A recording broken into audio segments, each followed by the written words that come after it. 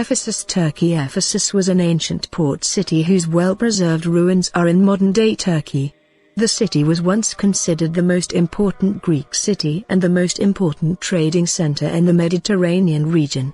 Throughout history, Ephesus survived multiple attacks and changed hands many times between conquerors.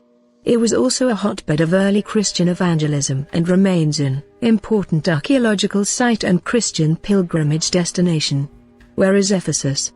Ephesus is located near the western shores of modern-day Turkey, where the Aegean Sea meets the former estuary of the River Kaystros, about 80 kilometers south of Izmir, Turkey. According to legend, the Ionian prince Androclos founded Ephesus in the 11th century BC. The legend says that as Androclos searched for a new Greek settlement, he turned to the Delphi oracles for guidance. The oracles told him a boar and a fish would show him the new location. One day, as Androclos was frying fish over an open fire, a fish flopped out of the frying pan and landed in the nearby bushes. A spark ignited the bushes and a wild boar ran out. Recalling the oracle's wisdom, Androclos built his new settlement where their bushes stood and called it Ephesus. Another legend says Ephesus was founded by the Amazons, a tribe of female warriors, and that the city was named after their queen, Ephesus. Temple of Artemis. Much of Ephesus's ancient history is unrecorded and sketchy. What is known is that in the 7th century BC, Ephesus fell under the rule of the Lydian kings and became a thriving city where men and women enjoyed equal opportunities. It was also the birthplace of the renowned philosopher Heraclitus. The Lydian king Croesus, who ruled from 560 BC to 547 BC, was most famous for funding the rebuilding of the Temple of Artemis in Ephesus. Artemis was the goddess of the hunt, chastity, childbirth, wild animals and the wilderness. She was also one of the most revered Greek deities. Modern-day excavations have revealed that 3 smaller Artemis temples preceded the Croesus temple. In 356 BC, a crazed man named Herostratus burned down the Temple of Artemis. The Ephesians rebuilt the temple even bigger.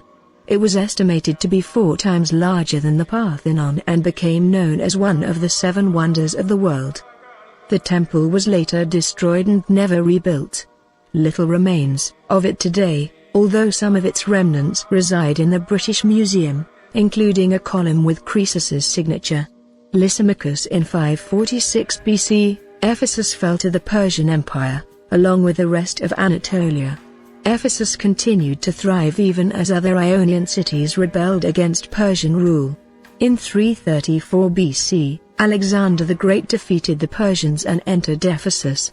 Upon his death in 323 BC, one of his generals, Lysimachus, took over the city and renamed it Arsinoe. Lysimachus moved Ephesus 2 miles away and built a new harbor and new defensive walls. The Ephesian people, however, wouldn't relocate and remained in their homes until Lysimachus forced them to move. In 281 BC, Lysimachus was killed at the Battle of Corupedium and the city was renamed Ephesus again. In 263 BC, Ephesus fell under Egyptian rule along with much of the Seleucid Empire. The Seleucid king Antiochus III took back Ephesus in 196 BC, however, after being defeated at the Battle of Magnesia 6 years later, Ephesus fell under Pergamon rule. Ephesus under Roman rule. In 129 BC, King Attilos of Pergamon left Ephesus to the Roman Empire in his will and the city became the seat of the regional Roman governor. The reforms of Caesar Augustus brought Ephesus to its most prosperous time, which lasted until the 3rd century AD. Most of the Ephesian ruins seen today, such as the enormous amphitheater, the Library of Celsus, the public space, agora, and the aqueducts were built or rebuilt during Augustus's reign. During the reign of Tiberius, Ephesus flourished as a port city. A business district was opened around 43 BC to service the massive amounts of goods arriving or departing from the man-made harbor and from caravans traveling the ancient royal road. According to some sources, Ephesus was at the time second only to Rome as a cosmopolitan center of culture and commerce. Christianity in Ephesus. Ephesus played a vital role in the spread of Christianity. Starting in the 1st century AD, notable Christians such as St. Paul and St. John visited and rebuked the cults of Artemis, winning many Christian converts in the process. Mary, the mother of Jesus, is thought to have spent her last years in Ephesus with St. John. Her house and John's tomb can be visited there today.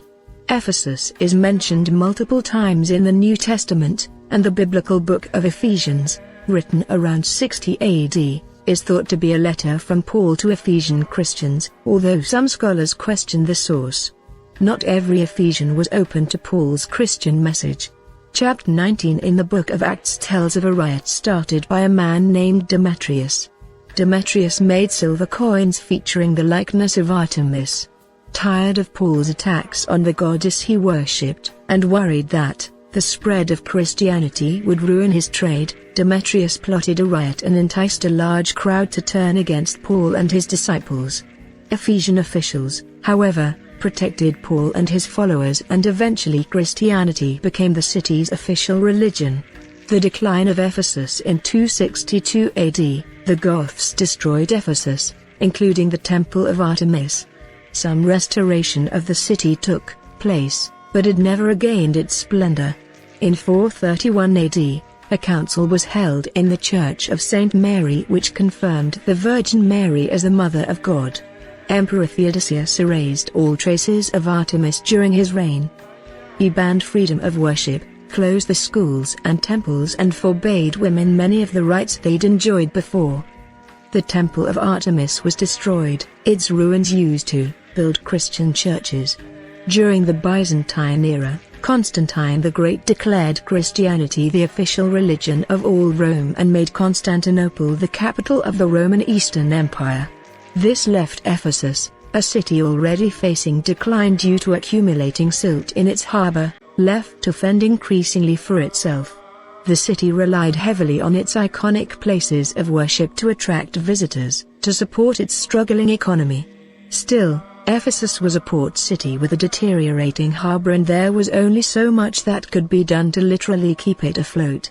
In the 6th and 7th centuries AD, a massive earthquake and the harbor's continuing decline left Ephesus a shell of the city it used to be, and Arab invasions forced most of the population of Ephesus to flee and start a new settlement. Ephesus continued to deteriorate, although it experienced a brief period of growth and construction under the rule of the Seljuk Turks in the 14th century. The Ottoman Empire took final control of Ephesus in the 15th century, however, the city was in dire straits, its harbor practically useless.